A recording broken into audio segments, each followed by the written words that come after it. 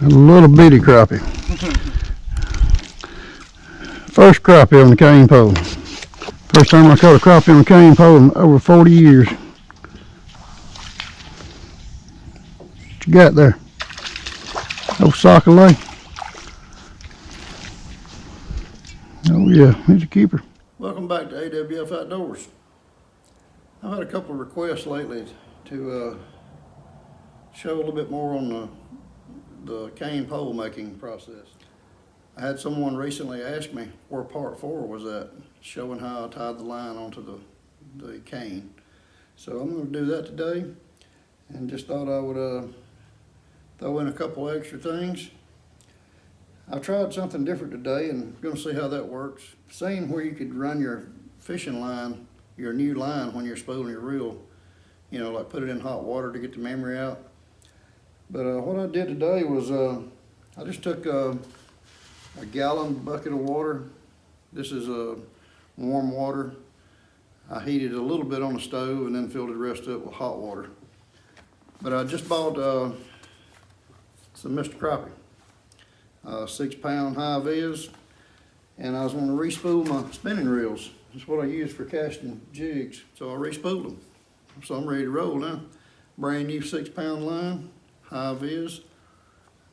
This is on a 6-foot ultralight action Akuma rod, and I'm using a Regal 200 series dial reel on that one.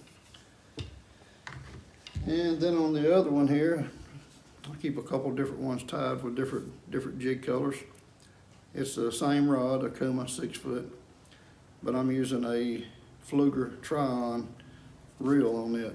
It's really probably one of the cheapest reels you can get if you want to go economy. Get your economy package. I would highly suggest the Fluger Trion. I think they're costing around just under 30 or maybe $30 a reel. 20. Sometimes you can get them for 25 or something. But they're really good reels.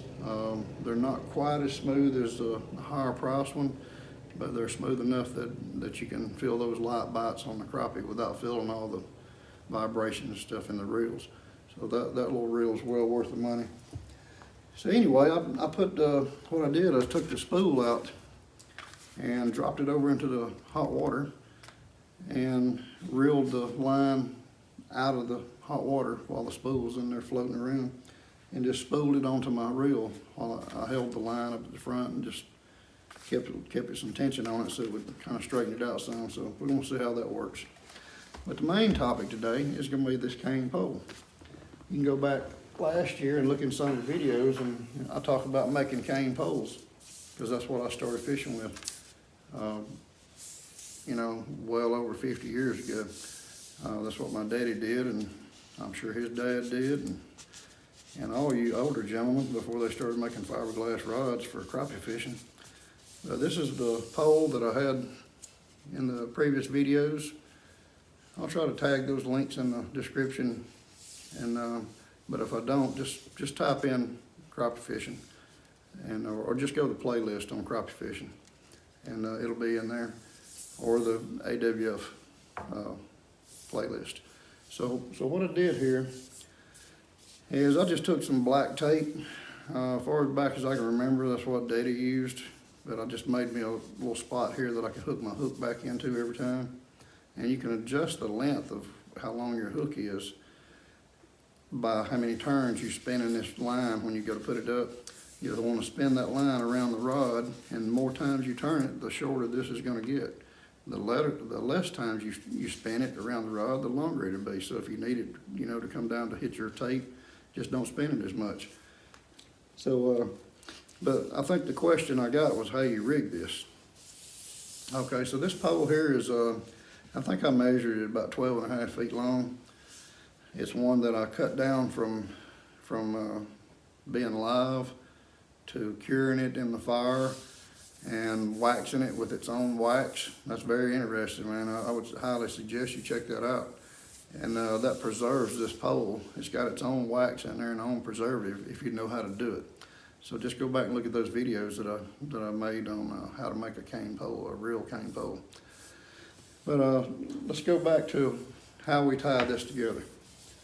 Okay, since this is a natural pole, you know, and it's got a small tip on it out there, and you know, if you get hung or get a good fish on there, you have a really good chance of breaking the tip off your pole.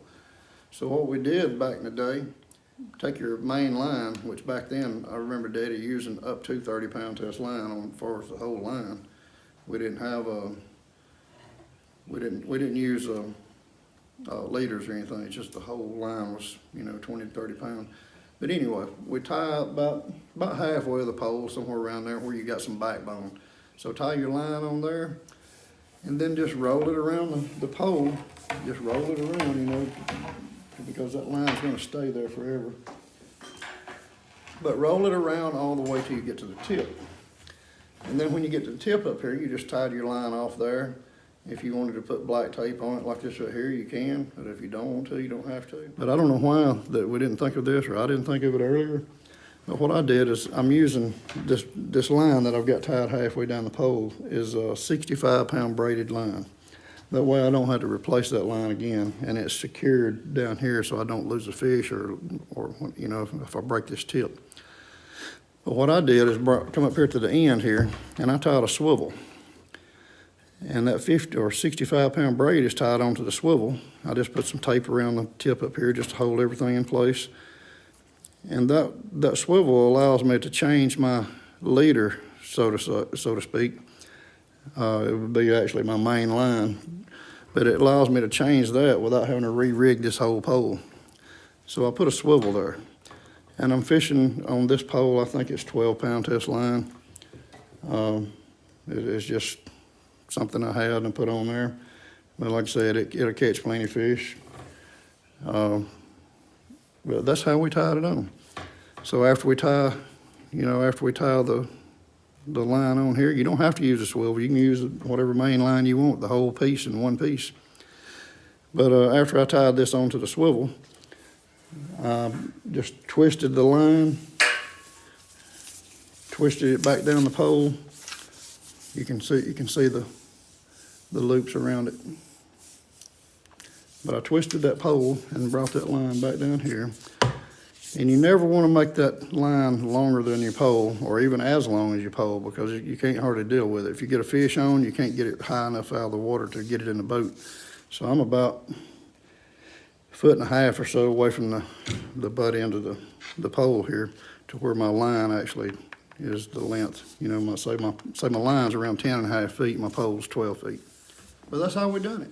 If you would like to see some real cane pole fishing, like we did in the old days, you know, before all this new technology and stuff, make a comment in there. You know, if I get enough comments and enough people like the video, I may take this old cane pole back out this year and see if we can't wear out some of them crappie.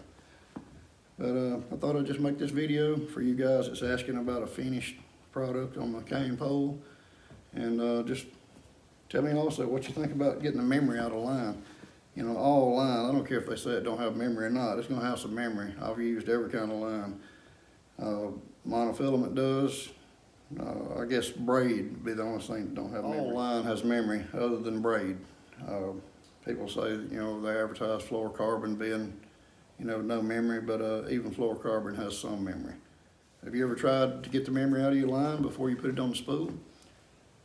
And also I thought about the fact that I'm reeling this line onto my reel out of hot water, so it's just gonna add the memory back to my spool.